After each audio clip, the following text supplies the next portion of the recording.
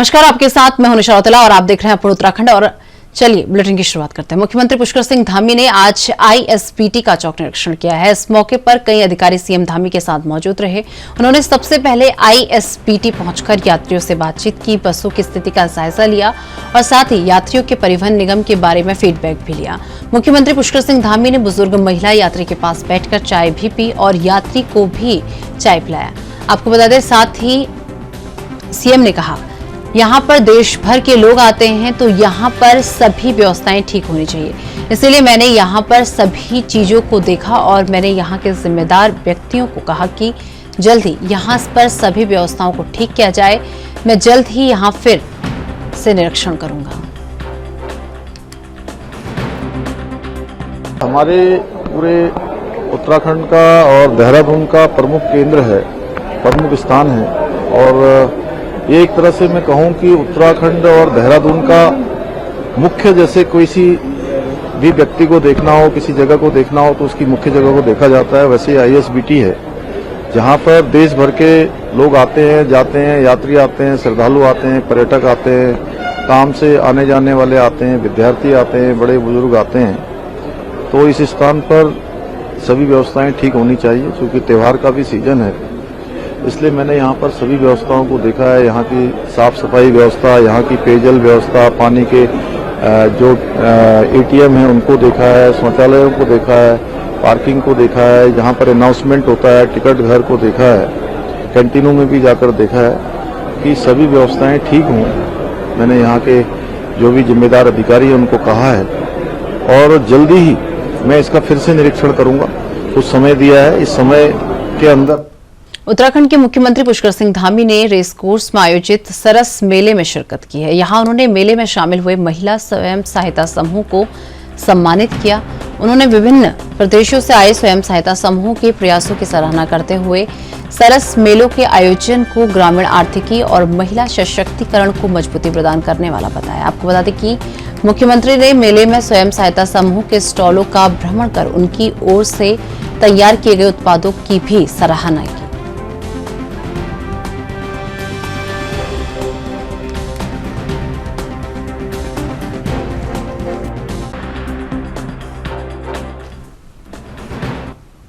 प्रसिद्ध उद्योगपति मुकेश अंबानी आज गुरुवार सुबह बद्रीनाथ धाम पहुंचे। आपको बता दें कि बद्रीनाथ धाम पहुंचने पर मंदिर समिति के उपाध्यक्ष किशोर पवार ने उनका जोरदार स्वागत किया। इसके बाद मुकेश अंबानी ने भगवान बद्री विशाल के दर्शन किए।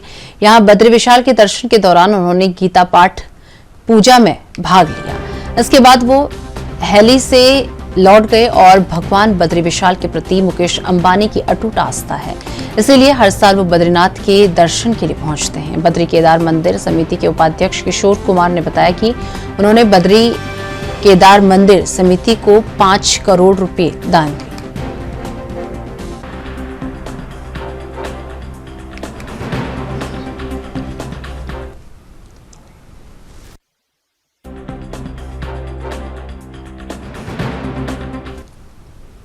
हरिद्वार पंचायत चुनाव में कांग्रेस संगठन और विधायकों के द्वारा नजरअंदाज किए जाने पर पूर्व सीएम हरीश रावत का दर्द एक बार फिर से छलक गया है। आपको बता दें कि हरीश रावत हरिद्वार जगत गुरु आश्रम पहुंचे, जहां उन्होंने कहा कि पंचायत चुनाव में पार्टी के नेताओं और हरिद्वार के विधायकों ने उनसे न कोई चर्चा की और न ही कोई सहयोग मांगा। हालांकि कांग्रेस के अच्छे ढंग से जिला पंचायत चुनाव लड़ा है। हरीश रावत ने कहा कि कांग्रेसी कार्यकर्ताओं का मनोबल बढ़ाने के लिए वे 1 नवंबर से हरिद्वार जिले में पदयात्रा शुरू करेंगे।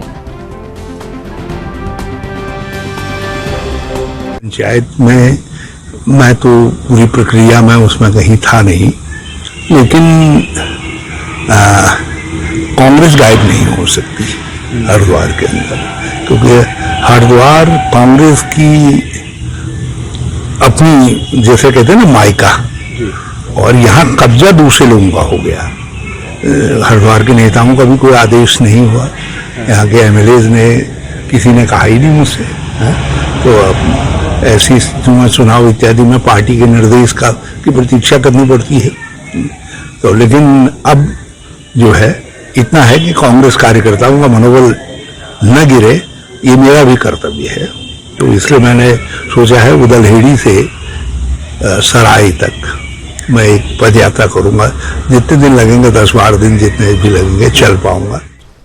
कैबिनेट मंत्री धन सिंह रावत आज हरिद्वार के दौरे पर पहुंचे। आपको बता दें, यहां बहादुराबाद स्थित उत्तराखंड संस्कृत विश्वविद्यालय के 5 करोड़ रुपए की लागत से निर्मित होने वाले अतिथि गृह का हवन कर शिलान्यास किया।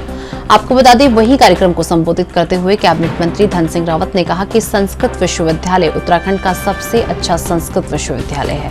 उन्होंने कहा कि इस पूरे विश्वविद्यालय के कैंपस का एक मास्टर प्लान तैयार कर लिया जाए और उसी के अनुसार आगे कार्य किया जाए। और साथ ही कहा कि विश्वविद्यालय परिसर में छात्रों को छात्रावास की सुविधा उपलब्ध कराने की दृष्टि से 100 छात्रों की क्षमता वाला बालिका छात्रावास का निर्माण कराया जाए, जो 5 मंजिला होगा। इसके अलावा यहाँ टीचिंग स्टाफ और नॉन टीचिंग स्टाफ के लिए भी आवासों का निर्माण कराया जा सकता है।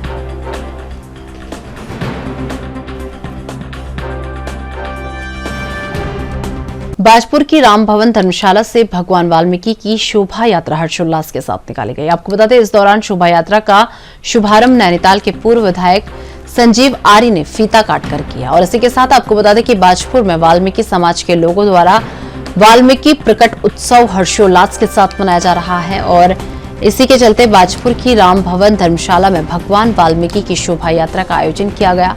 कार्यक्रम का शुभारंभ नैनीताल के पूर्व विधायक संजीव आर्य ने फीता काटकर किया और जिसके उपरांत शोभा यात्रा दोराहा रोड, चीनी मिल, रामराज रोड होते हुए वाल्मीकि धर्मशाला में समाप्त हुई।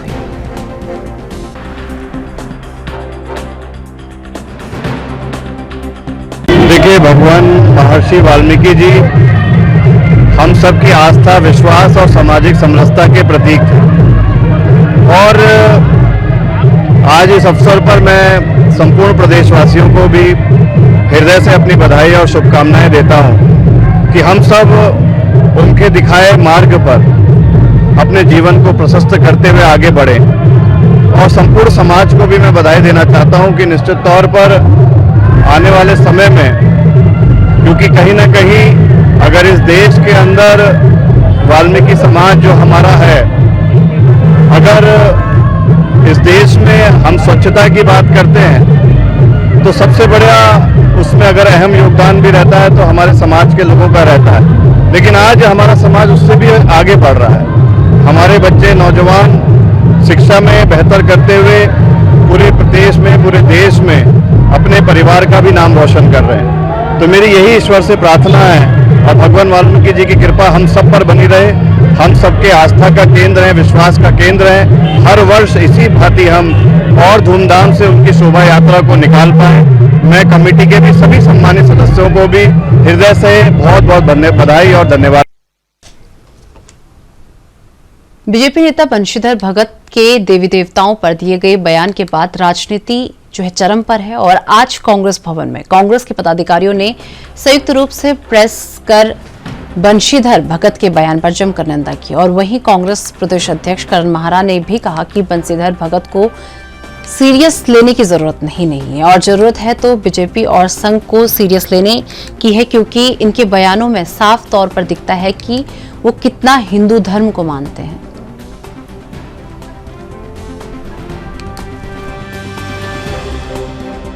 मुझे समझ में नहीं आता कि बंशीधर भगत जी को कितना सीरियसली लेना चाहिए, क्योंकि अक्सर इस तरीके के बयान उनके आते रहे। बंशीधर भगत जी की चिंता नहीं है, चिंता है भगवा पार्टी की, चिंता आरएसएस और बीजेपी की। ये सारे केस ऐसे हैं कि अगर शायद जो बयान बंशीधर भगत का दिया हुआ है, अगर किसी अन्य पार्टी के सदस्य ने इस तरीके को बयान दिया होता या उनकी जबान फिसली होती तो अभी तक उसके कपड़े फट चुके होते, पुतले जल गए होते और उसका घर का घेराव हो गया होता। लेकिन भारतीय जनता पार्टी और आरएसएस की नीति है कि जब उनके नेता कोई गलती करते हैं वो टिप्पणी तक करना पसंद नहीं करते। अंकिता मर्डर केस में हमने देखा, जब एक भारतीय जनता पार्टी के वरिष्ठ कार्यकर्ता के रिजॉर्ट में ये सारी घटनाएं घटी तो बीजेपी की महिला नेत्रियां 9 दिन तक कुछ नहीं बोली।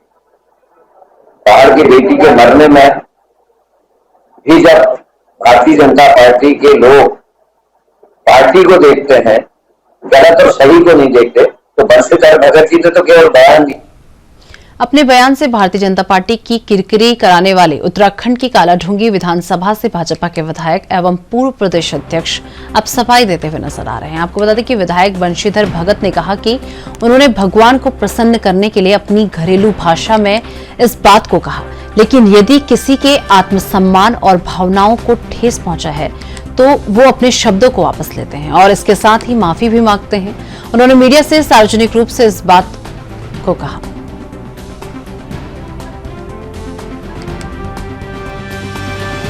मैंने कोई विवादित बयान नहीं दिया था, मैंने तो प्यार में ये शब्द कहा था।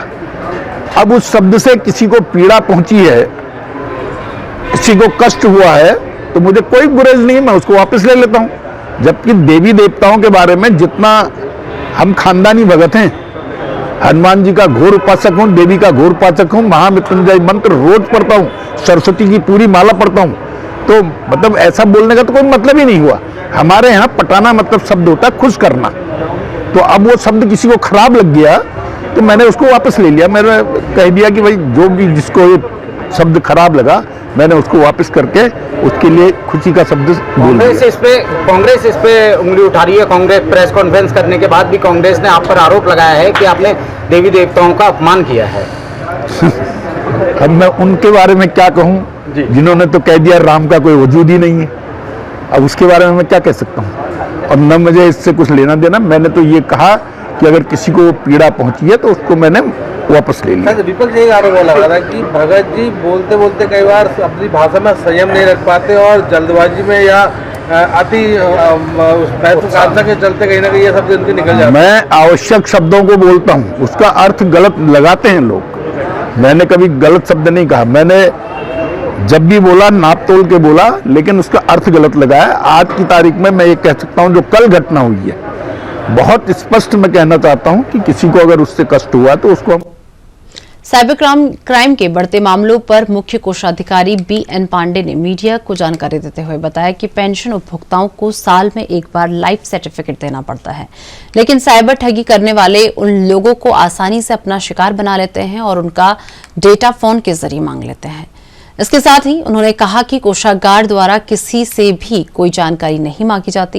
उन्होंने इसको लेकर सभी को आगाह किया और क्या कुछ कहा, उन्होंने जनता को जागरूक करने के लिए क्या कुछ कहा, ये आपको सुनाते हैं।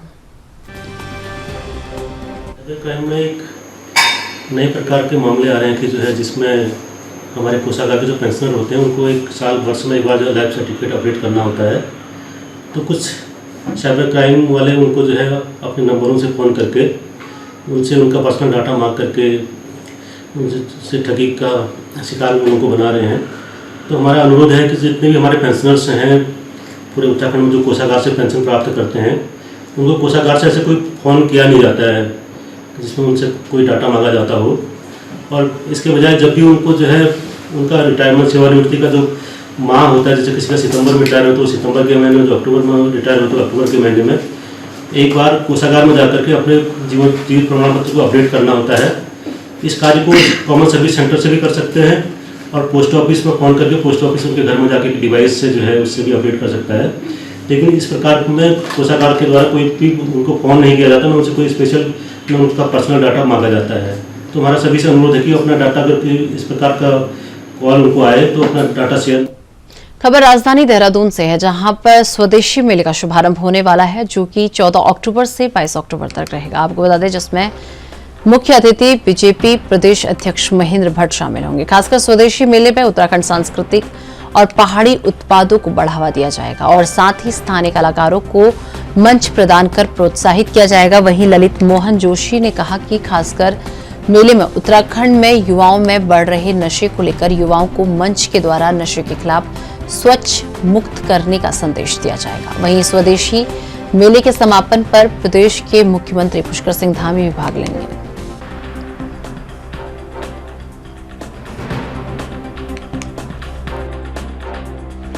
कर रहे हैं। अन्य राज्यों के लोग भी यहाँ पर आएंगे, अपने स्टॉल लगाएंगे और निश्चित रूप से आप सबकी गरिमामयी उपस्थिति में देवभूमि देहरादून, उत्तराखंड के देहरादून जनपद में यह कार्यक्रम भव्य रूप से 10 दिवसीय कार्यक्रम का आयोजन 14 तारीख को माननीय प्रदेश अध्यक्ष जी, भाजपा के प्रदेश अध्यक्ष भट्ट जी के माध्यम से इसका शुभारंभ किया जाएगा। इसका समापन हमारे प्रदेश के मुख्यमंत्री आदरणीय पुष्कर सिंह धामी जी और कैबिनेट मंत्री चंदन राम दास जी के द्वारा इसका समापन किया जाएगा। और इस 10 दिवसीय कार्यक्रम के दौरान विभिन्न हमारे अतिथि, जिसमें कैबिनेट मंत्री सुबोध उनियाल जी, प्रेमचंद अग्रवाल जी सहित तमाम गणमान्य लोग जो मंत्रिमंडल में भी है, जो संगठनों में भी है और जो सामाजिक क्षेत्रों में भी समाज के लिए सकारात्मक दिशा में काम करने का प्रयास कर रहे हैं, उन सब की गरिमामयी उपस्थिति में ये कार्यक्रम का भव्य आयोजन किया जाएगा। मैं पुनः आप सबसे निवेदन करूंगा कि आप सभी उस कार्यक्रम में बढ़ चढ़ के जरूर प्रतिभाग करें। और पूर्व रामनगर के पुछड़ी में स्थित गौशाला में विधिवत रूप से पूजा अर्चना के बाद भगवान राधाकृष्ण और भगवान हनुमान जी और गणेश जी की मूर्तियों की प्राण प्रतिष्ठा की गई और इस अवसर पर महिलाओं द्वारा बैंड बाजों के साथ भव्य कलश यात्रा भी निकाली गई। नगर पालिका के पूर्व अध्यक्ष और बीजेपी प्रदेश कार्यकारिणी सदस्य भागीरथ लाल चौधरी ने बताया कि इस क्षेत्र में गौशाला का निर्माण वर्ष 2011 में कराया गया था और गौशाला में उक्त मूर्तियों की स्थापना को लेकर लंबे समय से कार्रवाई की जा रही थी।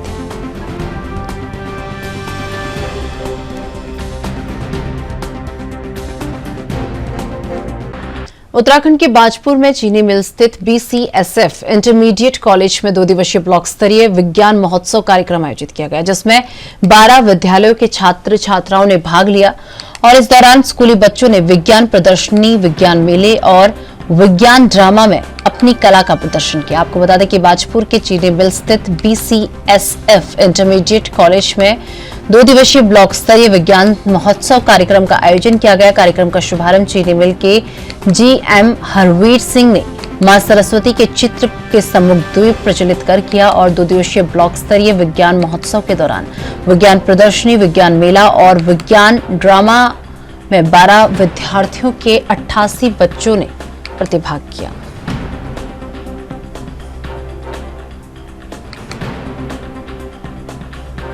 खबर उत्तराखंड के लस्कर से है, जहां करवा चौथ पर्व को लेकर लस्कर के बाजारों में रौनक बढ़ गई। आपको बता दें कि बाजार में उमड़ी महिलाओं की भीड़ खरीदारी करती हुई नजर आई और सुबह से ही कॉस्मेटिक, ज्वेलरी और कपड़ों की दुकानों पर महिलाओं की भारी भीड़ देखने को मिली। आपको बता दें कि पति की दीर्घ आयु के लिए सुहागनियों करवा चौथ का जो है व्रत रखती हैं और देश भर में आज ये त्योहार मनाया जा रहा है और इसके लिए महिलाओं ने खास तैयारियां करनी शुरू कर दी थी और महिलाओं के साथ ही करवा चौथ के लिए दुकानदारों ने भी पूरी तैयारियां की थी।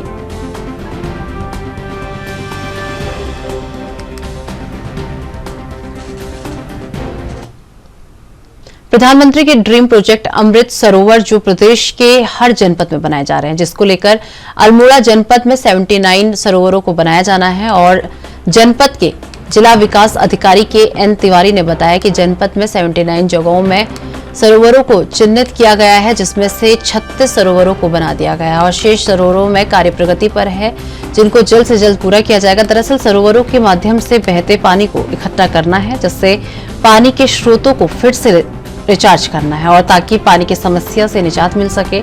ऐसे में प्रधानमंत्री ने इसको ड्रीम प्रोजेक्ट में लिया है।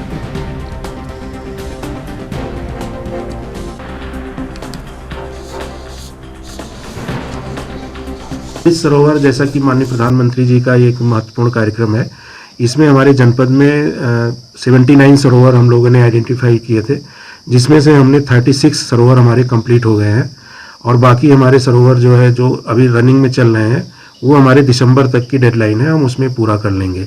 इस अमृत सरोवर से एक काफ़ी अच्छा रिजल्ट आ रहा है कि जो प्राकृतिक वर्षा जल है उसको हम संरक्षित कर पा रहे हैं और इसके आसपास की जो हमारी पेयजल लाइनें हैं, जो हमारे उर्मिला थापा बनाम उत्तराखंड राज्य मामले पर हाईकोर्ट के आदेश पर तहसील प्रशासन अब नदी नालों पर हुए अतिक्रमण को कब्जा मुक्त कराने की कार्रवाई अमल में ला रहा है। इसको लेकर आपको बता दें कि अवैध कब्जाधारियों को तहसील प्रशासन की ओर से नोटिस जारी किया गया है, जिसको लेकर अवैध कब्जाधारियों में उनके सर से छत छीन जाने का भय तो है ही और साथ ही इसकी जद में आए पट्टेधारियों को भी उनका आसियाना छीन जाने का भय सता रहा है, जिसको लेकर आज प्रभावित ग्रामीणों ने तहसील विकासनगर का घेराव किया और प्रदेश सरकार के खिलाफ जमकर नारेबाजी करते हुए अपना आक्रोश जताया। प्रदर्शनकारियों ने मांग की कि उनके आशियानों को उजाड़ा ना जाए, बल्कि उन्हें उसका मालिकाना हक दिया जाए। तो चलिए मेरे साथ अब उत्तराखंड में बस इतना ही। देश दुनिया की तमाम बड़ी खबरों के लिए देखते रहिए एनबी न्यूज। नमस्कार।